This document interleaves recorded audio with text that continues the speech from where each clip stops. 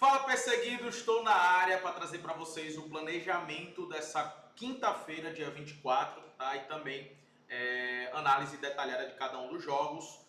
Os jogos que eu vou trabalhar são esses aqui, né? E como sempre, eu vou analisar cada um deles, os favoritos do dia, os jogos que dá para a gente utilizar um handicap, uma dupla hipótese, os jogos que são favoráveis para gols. Então fica até o final do vídeo, que sempre eu estou compartilhando dicas de apostas, os melhores mercados, se é melhor você trabalhar no ao vivo, se é melhor você trabalhar no pré-jogo, o que é melhor em cada um desses confrontos, tá? Então já deixa o like, já curte, que todo dia tem análise e planejamento como esse, e minha função aqui é poder te ajudar, é poder esclarecer, né? Porque hoje, no mundo que está hoje, das apostas principalmente, as pessoas estão compartilhando o tempo todo bilhetes, mas ninguém explica o como, ninguém explica o porquê, né? Você está fazendo aquela aposta, como você chegou naquela aposta.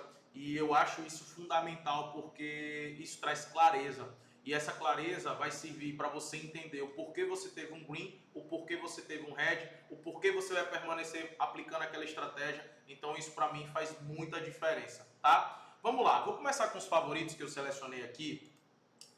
Tá acontecendo a Europa, qualificação, tá? E nós temos alguns confrontos que para mim são um pouco desequilibrados, tá? Não são confrontos fáceis, mas são confrontos um pouco desequilibrados. Dito isso, aqui eu vou falar, eu falei durante a semana da Champions League Qualify, e aqui eu vou falar da Europa League, né? Da Qualify também, da qualificação. Eu não vou falar aqui da conferência. Na conferência tem muitos jogos. Se eu não me engano, nessa quinta-feira são 40 jogos, 43 jogos só de conferência, né, qualificação. Eu não vou analisar aqui a conferência porque eu não faço pré-jogo na conferência. Eu só trabalho no ao vivo.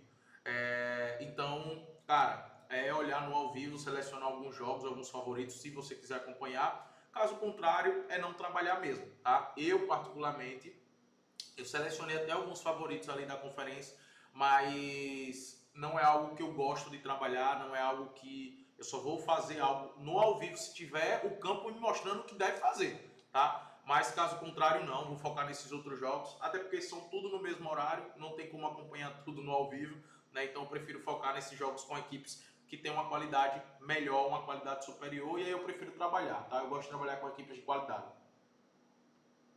Começando aqui com os favoritos, nós temos o Midland jogando contra o Ibram. E aqui nós temos uma diferença, né, técnica das duas equipes. O Midland é uma equipe melhor, é uma equipe mais sólida do que a Ibram, que é um time da Escócia que defensivamente é muito fraco, que sofre muitos gols. E para mim aqui o grande ponto é o fator casa, né? O Midland vai estar jogando em casa, então isso pode fazer muita diferença. É um favorito, né? Eu enxergo como um favorito, só que não me agrada aqui a cotação. Pagando 1,44 para mim é uma cotação muito baixa para se trabalhar. E eu não gosto de trabalhar com uma cotação como essa. Eu prefiro fazer o seguinte, esperar no ao vivo, até para validar como é que vai estar dentro de campo, até porque essas equipes estão voltando agora de férias, né? Não fizeram, a pré-temporada foi curta, alguns amistosos, então, e já vai ter um jogo muito decisivo, um jogo valendo vaga na Europa League.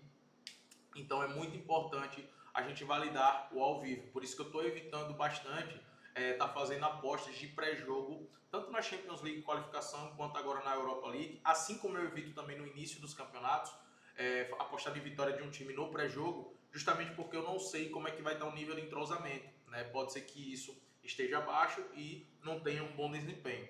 Então aqui tem dois fatores, esse fator de ser início de temporada e o segundo fator que é a odds, né, pagando em 44. Então espera essa odds subir no ao vivo, ver o que o campo vai estar mostrando e a gente toma uma decisão.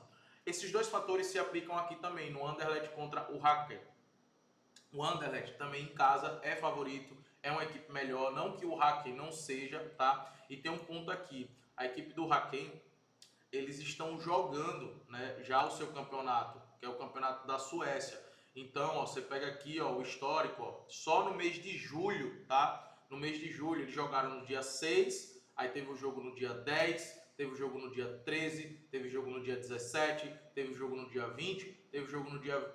e agora vai ter o jogo no dia 24. Ou seja, é uma equipe que está jogando, o campeonato sueco está rolando, então é uma equipe que está em movimento, né? O Anderlecht não, Vou pegar pegando aqui o Anderlecht agora, só teve, ó, amistosos, né? Então, e cara, amistoso não dá para medir muita coisa com amistoso, tá? Uma coisa é jogo sério, outra coisa é amistoso. Então, desde o dia 2 que eles vão jogando, né? O Anderlecht, justamente porque tem esse jogo pela frente, mas é diferente você tá jogando um amistoso, você tá jogando uma partida séria. Aí entra naquele ponto, pô, é melhor um time tá jogando um amistoso, vai chegar melhor fisicamente, mais descansado, ou é melhor jogar um time que está jogando no seu campeonato numa intensidade mais alta do que um amistoso, porque é um jogo valendo sério, né? O que é melhor? E aí o Haken vai chegar desgastado, o Anderlecht vai chegar muito relaxado, sem ritmo total de jogo. Então esse é um ponto que a gente tem que levar em consideração.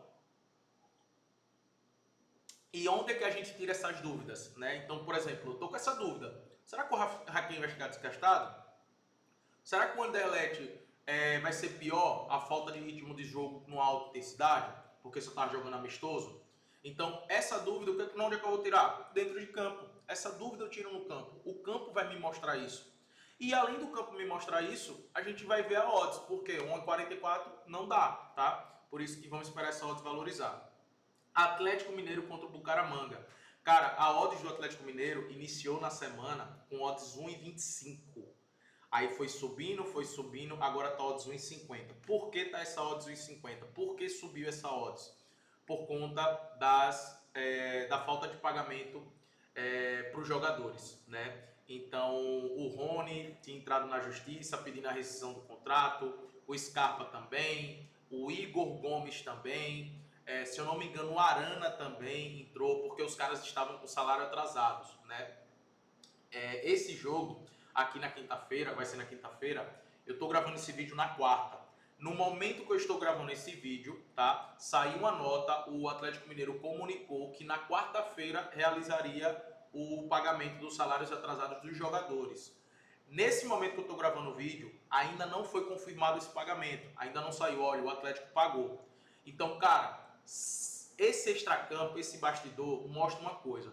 O problema do Atlético Mineiro não é um problema técnico, não é um problema do Cuca, não é um problema da qualidade do time, dos jogadores, que eu acho um time que tem muita qualidade, o time do Atlético Mineiro. Para mim, no Brasileirão, ia brigar na parte de cima da tabela, tá? Só que o que está atrapalhando o Atlético Mineiro é o extracampo, né? É o fora do campo, é os salários atrasados. E os jogadores estão certos, irmão. Ninguém vai trabalhar o mês inteiro para não receber, não. Eu sei que a torcida fica indignada, eu sei que a torcida fica puta, mas tem que ficar puta com a diretoria, não é com os jogadores. Pô, irmão, imagine você, se coloque no lugar, imagine você e o mês inteiro trabalhar no seu trabalho, se coloque no lugar, no seu trabalho mesmo. E chega no final do mês, o seu patrão fala, ó, tô sem dinheiro aqui, não vou te pagar esse mês ainda não, vou te pagar depois. E aí fica depois. Pelo amor de Deus, cara, isso não existe, entendeu? É só você se colocar no lugar dos jogadores. E é por isso que essa odds está assim 1,50. Então, cara, esse jogo aqui é um jogo que o Atlético é favorito, mas qual o Atlético que vai estar em campo? Quais jogadores que vai estar em campo? Será que os jogadores vão se entregar tanto assim? Por isso que eu também vou trabalhar no ao vivo. No pré-jogo, eu gosto desse jogo aqui do São Paulo contra o Juventude, tá? O Juventude, eu já venho falando isso aqui há um tempo. O Juventude, nos últimos brasileirões, sei lá, nos últimos campeonatos, né, nos últimos anos, ele se destacou bastante pela sua forte defesa. O Juventude sempre foi um time que se defendeu muito bem. E por isso se permaneceu na Série A nos últimos anos, né? Muito por conta da sua defesa. Era um time que não fazia tantos gols, mas era um time que dificilmente sofria muitos gols, né? Inclusive, eu lembro até de um jogo na temporada passada contra o São Paulo, que o São Paulo amassou o Juventude. O jogo foi até em Brasília. Criou muitas oportunidades, mas o Juventude se defende tão bem, meu irmão, que foi lá e arrancou um empate, se eu não me engano, foi um empate ou foi vitória do Juventude, velho. E hoje é diferente. Essa temporada tem sido diferente. O Juventude ataca mal, mas o pior de tudo, o Juventude se defende muito mal mesmo. O Juventude vem numa sequência, são 28 gols sofridos em 13 jogos e apenas 10 gols marcados. Ou seja, uma média de quase 2 gols, 3 gols por jogo, acima de 2 gols por jogo. e uma média menor de um gol marcado. Você pega os jogos do Juventude, os últimos jogos, 4-0 contra o Cruzeiro, aí ganhou para o Sport por 2-0, e esse foi um placar mentiroso, tá? O Sport jogou bem nesse jogo. Aí perdeu para o Grêmio, perdeu para o Bragantino, empatou com o Fluminense, perdeu para o Fortaleza, perdeu para o Internacional, perdeu para o Atlético Mineiro, empatou com o Mirassol, tomou 6 do Flamengo. Irmão, uma vitória nos últimos 10 jogos, que foi apenas para o Sport, que é a pior equipe do Campeonato Brasileiro. É complicado a vida do Juventude, tá? A gente sabe que é muito difícil jogar no Alfredo Jaconi, é muito difícil, o Juventude costuma crescer jogando dentro de casa, mas o São Paulo é um time que durante toda a temporada se defendeu bem, sempre se defendeu bem. O problema era o ataque, o problema era a criação, e vem de um jogo que está com a confiança alta devido ao jogo que fez contra o Corinthians, que foi um excelente jogo no Morumbi, e por conta da defesa do São Paulo e por conta da fragilidade do Juventude defensivamente, eu gosto de estar de olho nesse empate anula, tá? Para mim a odds está boa do empate anula, tá pagando 1,55. Vou deixar até o link aqui na descrição. O empate anula tá pagando 1,55 e, cara, eu vejo com bons olhos esse empate anula São Paulo, tá? Não gosto de ir na vitória do São Paulo, acho arriscado, mas com o empate anula eu vejo com bons olhos aqui por conta da fragilidade defensiva do Juventude e a forte defesa que o São Paulo tem. Isso aí é inegável, tá? Besiktas contra Shakhtar, duas equipes extremamente ofensivas, duas equipes que têm uma média alta de gols, isso desde a temporada passada, principalmente o Besiktas, inclusive 70% dos jogos do Besiktas na temporada passada aconteceu, ambos marcam. Nesse caso aqui, são duas equipes que estão voltando de pré-temporada, principalmente o Besiktas. O Shakhtar já jogou uma fase anterior, né, e se classificou e passou, e agora vai enfrentar o Besiktas. Eu gosto do over 1,5 pagando 1,28, para mim vai ser um jogo bem aberto. E no ao vivo eu vou estar de olho no ambos marcam, mas no ao vivo, no pré-jogo, eu só gosto do over 1,5. E Barcelona de Guayaquil contra LDU também. São dois times bem ofensivos do campeonato equatoriano, tá? São dois times que estão lá na parte de cima da tabela.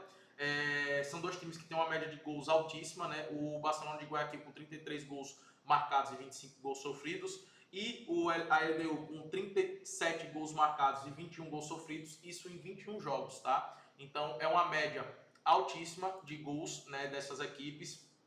O histórico entre eles mostra muito bem isso, só para mostrar para vocês aqui, ó, a média de 1,4 gols marcados do Barcelona e 2,2 gols marcados da LDU, ambos os jogos com a média de 3 gols. A maioria também tem um ótimo número pro ambos marcam, né? Mas eu preferi também, recomendo aqui ir no acima de 1,5 e fui no acima de 1,5. Os últimos jogos também são jogos que a maioria deles são com gols, 3-1, 3-0, 2-0. Aí teve dois jogos que foi 1-0, né? E aí 1-1, 2-0, 2-0. Aí teve 1-0, 2-2. Ou seja, 3 dos últimos 10 jogos não aconteceu pelo menos 2 gols, mas 7 aconteceram.